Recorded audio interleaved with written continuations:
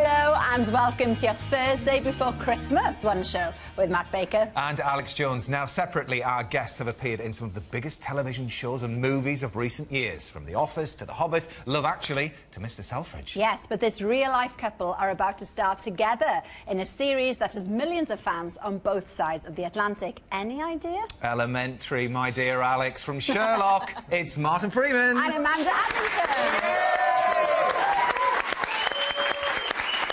So, yes, real-life couple. And you have been for about, is it 13 years, is it now? Yes, it is, yeah.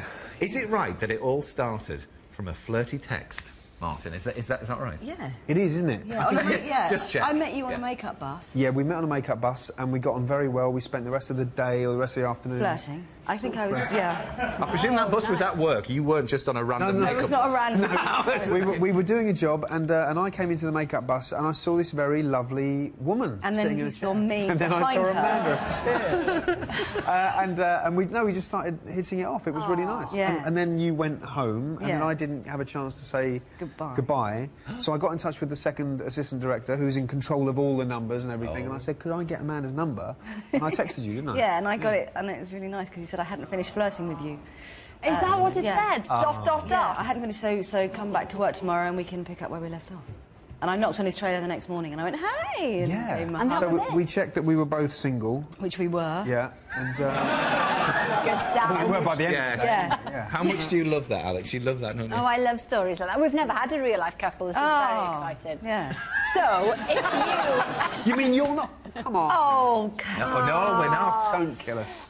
So if you at home started your relationship with a flirty chat of text like Martin's, well, send us a picture of the two of you. Tell us what you wrote. Keep it clean, and we'll read some out a bit later on. Yes. Looking forward to those. Actually, maybe you could read some out later on. I'd love it. That would be lovely. Yeah, we would, yeah. Well, You're acting. Yeah.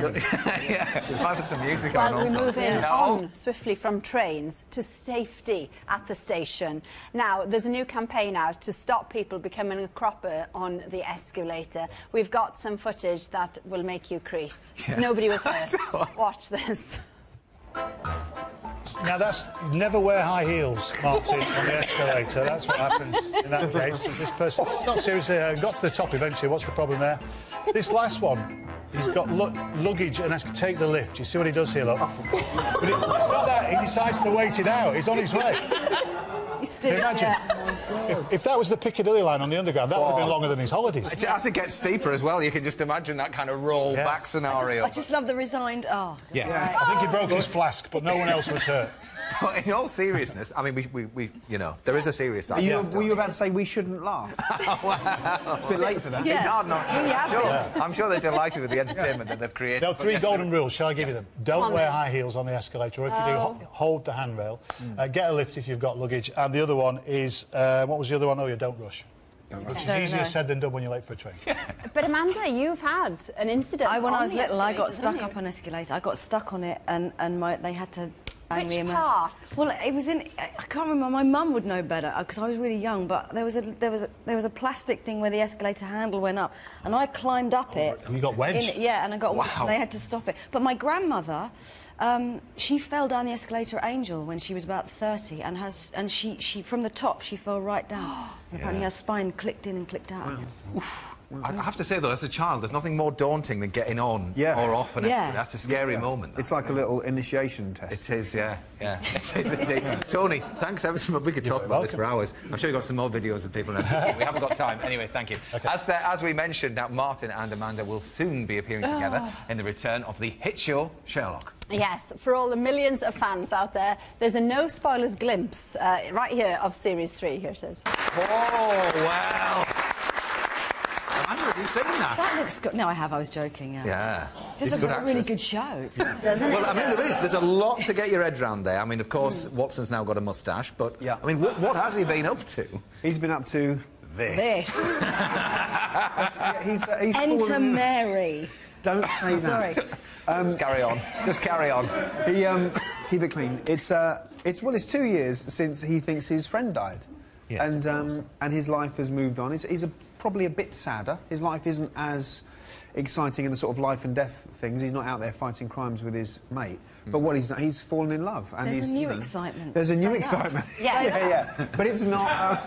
But it's not life and death. No. It's a very enjoyable thing, but it's probably rather like a soldier coming back from a war zone.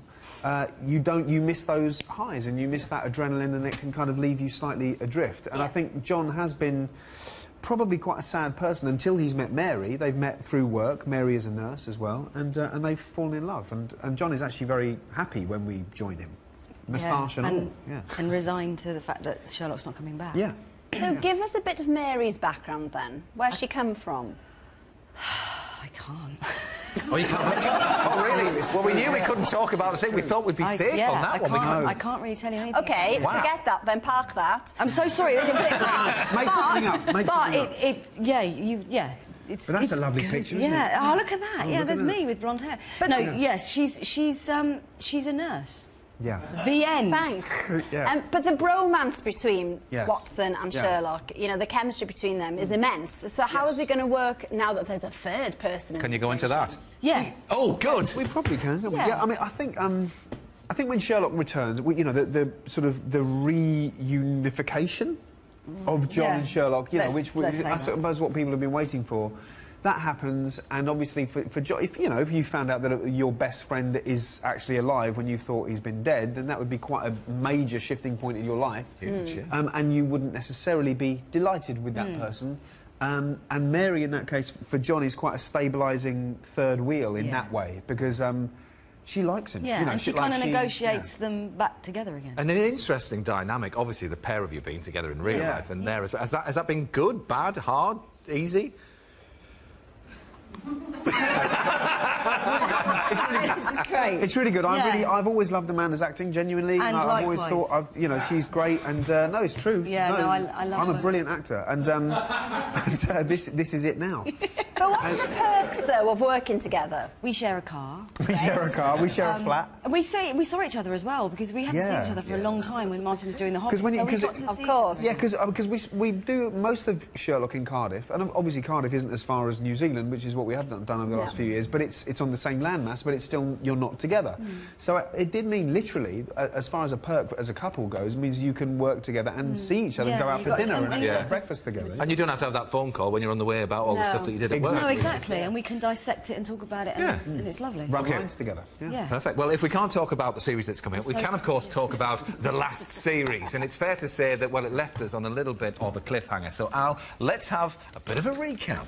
OK, Sherlock summoned his nemesis Moriarty to the roof of a hospital. Moriarty told Sherlock that all his friends would be killed if Sherlock refused to jump. Moriarty shot himself. Sherlock jumped. But the question is, how did he survive that fall? Well, we asked a couple of crime masters to come up with their own theories.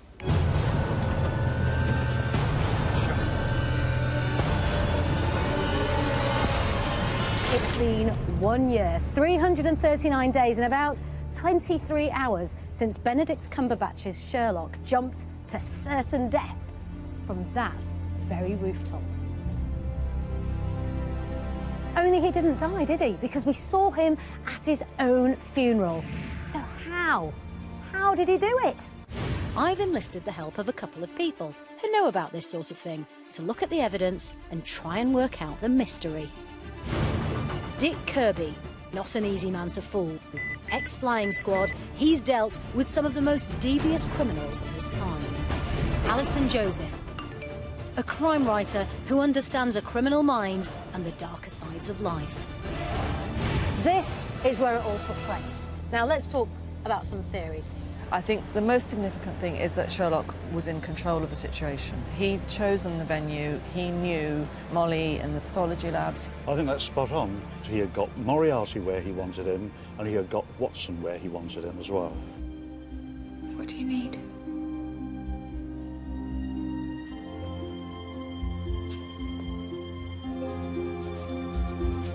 You. At that point, he behaves completely out of character. We've never, ever seen Sherlock go up to anyone and say, I need you. Was he manipulating poor Molly? No, I don't think he's manipulating. I think he means it. I don't think so. I think that Sherlock is such a cold fish that he just really does want to manipulate her. Let's talk a little bit about Watson. Why was he made to stand here, Dick? Stay exactly where you are. Don't move. It was important because from here, Watson could see Sherlock jump off the roof, but he would be unable to see the actual landing. So Watson comes over here. It's very important for Sherlock that Watson doesn't get there straight away. Could it not have just been an accident? No. I think we agree on that, don't we? We certainly do, yes. Watson, who is a medically trained doctor, feels for a pulse and there isn't. How has he managed to do that? You can tuck a rubber ball under your arm and actually prevent your pulse from registering. Now, we also see a group of people swarm towards the body. Could they have got to the body that quickly? I don't think so. I think that they have got to be associates of Sherlock because they have got to surround the body and then spirit it away out of everybody's sight. I'd love to hear your theories now. How did he manage to fool the world and fake his death? I think it was Moriarty who landed. As long as I'm alive, you can save your friends. You've got a way out. Well, good luck with that. So you think it was Moriarty that was thrown off the roof with a Sherlock mask on? What do you think happened? Right. Sherlock jumps off the roof, lands in the back of a lorry, which breaks his fall. He rolls over. He's found here on the pavement, lots of fake blood, and he's whisked away. Hang on a minute. I think I've actually cracked this. Now, we just have to say, please don't try that rubber ball trick at home. Can be very dangerous if you're not Sherlock. Yes. Because he's all right. He can do... Your theory was in there. Yeah, I'm not saying any. I don't want to be responsible for giving anything Okay. away. Anyway, so we will have a little look at the faces of the two of you. Did we get anything right there? No. OK, well, I guess we'll just have to wait till 9 p.m. It was the rubber ball. Yeah, 9 p.m, New Year's Day. I, for one, cannot wait. But the thing is, Martin, when you're filming this in central London, how on earth do you keep it a secret? With great difficulty, actually. I mean, there's kind of... there's little dummy runs and red herrings, and, you know, when we were filming around this very thing for this new series, for the first episode of when we answer this question, answer this riddle, there were hundreds of people watching. I mean, hundreds and hundreds of people out there watching, trying to get glimpses and clues. So, yeah, we kind of have to sell them dummies and red herrings. So you sort of do a real-life Sherlock whilst... Kind of, yeah. You filmed dummy. Mark and Andrew filmed a... They did. You know, they might have. They might have not. Something may have happened. But yeah, it's very, very difficult to keep under wraps because obviously in an age of high technology and fast technology, people, as soon as they get wind of anything, they're tweeting and texting. Of course. There were lots of different versions. Lots of different versions. And some of the ideas we've heard are not necessarily that far from the truth. Right. Well, all eyes are on this second series. And talking of second series... Yes, in January, Mr. Selfridge is back. And you, of course, play head of accessories. Yes. Christmas is back on. Now, earlier on, we asked you to send in your flirty texts, if that's how you got together, as Martin and Amanda did. So off you go, guys. Who wants to read first? Go on. Lucy and James. Lucy and James met at college, and their texting question was, I'm great at English, you're great at maths, together we can learn a lot. Very good.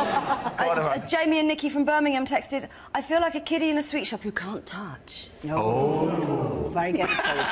Sarah and Johnny said, it's your driving test on Tuesday. Fancy a drink to celebrate? Johnny replied, make it a meal, and it's a date. Hey! That's all for tonight. Thanks to Martin and to Amanda. Thank you. Sherlock starts on New Year's Day, 9 p.m, BBC One.